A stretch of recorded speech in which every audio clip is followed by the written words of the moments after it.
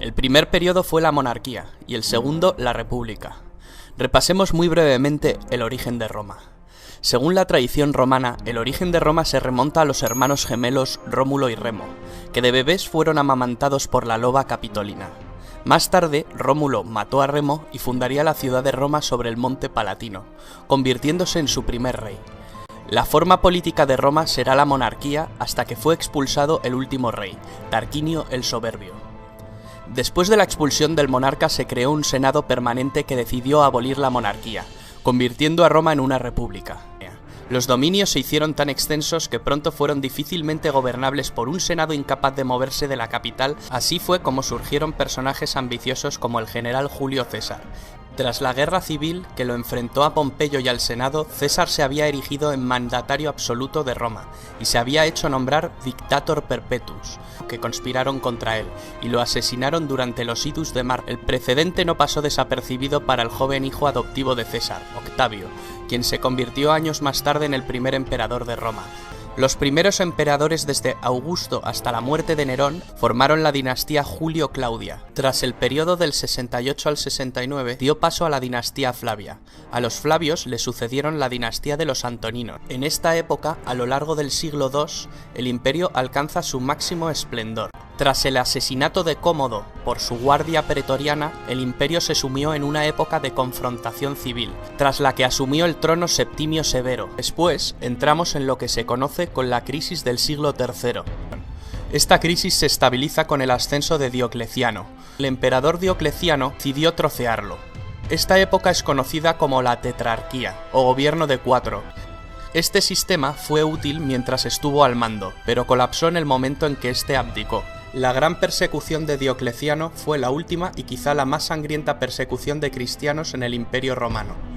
El sistema de la tetrarquía desembocó en una lucha entre gobernantes en la que solo podía quedar un emperador. Este fue Constantino el Grande, legalizador de la religión cristiana por medio del Edicto de Milán en el año 313.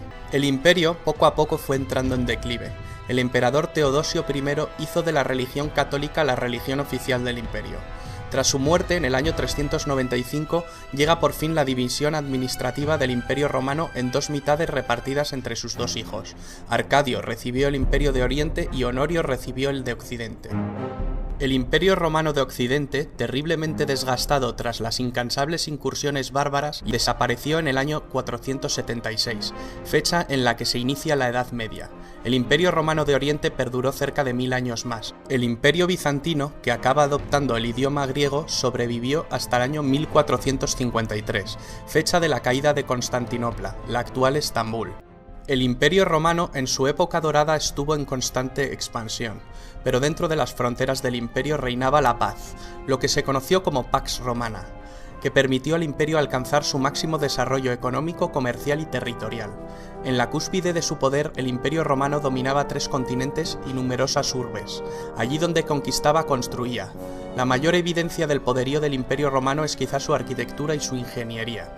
Anfiteatros donde se presenciaban espectáculos de luchas de gladiadores, circos donde se realizaban carreras de cuadrigas, teatros que vieron representaciones de tragedias y comedias, termas, acueductos, calzadas, templos para los dioses, basílicas para administrar justicia. Porque no solo nos dejaron un gran legado arquitectónico, una de las mayores herencias fue quizá el derecho romano, uno de los más importantes cuerpos de legislación de la humanidad, y sin duda alguna el primero de Occidente y base del derecho actual. El Imperio Romano consiguió dominar una vasta extensión territorial, con unas mismas costumbres, un mismo modus vivendi para una ciudadanía multiétnica. Este dominio territorial no fue posible sin el ejército más poderoso del mundo, y sus unidades de infantería, las legiones. Durante el Imperio el ejército estaba formado por 30 legiones de unos 5300 hombres cada una. Cada legión se dividía en 10 cohortes, y estas a su vez en centurias. La centuria era la unidad básica de infantería, formando la espina dorsal de las legiones. Cada centuria constaba de 80 hombres y era comandada por un centurión. Para entrar en la milicia, una condición indispensable era ser ciudadano romano. Los esclavos lo tenían completamente prohibido. La sociedad se dividía en varios estamentos. Los ciudadanos romanos se dividían en patricios y plebeyos. Se denominaba patricios a las familias más antiguas de Roma, quienes formaban una aristocracia. poseían privilegios. Al principio estas familias componían el grueso del Senado. Poco a poco, la descendencia de estas grandes familias fue desapareciendo.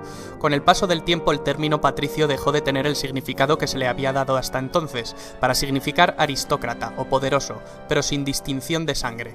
Los plebeyos solían ser campesinos, artesanos, comerciantes, y también constituían el grueso del ejército. Luego estaban los esclavos. Los esclavos no tenían derechos de ningún tipo. Normalmente eran prisioneros de guerra. El número de esclavos en Roma llegó a ser enorme con la expansión del imperio. Se les obligaba a hacer los trabajos más duros. Se puede decir que su destino dependía de la benevolencia o crueldad de su amo.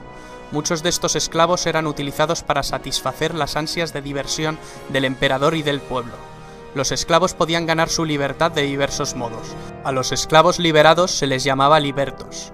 Para bien o para mal, Roma está enraizada en nuestras tradiciones políticas, culturales y literarias, en nuestra forma de pensar.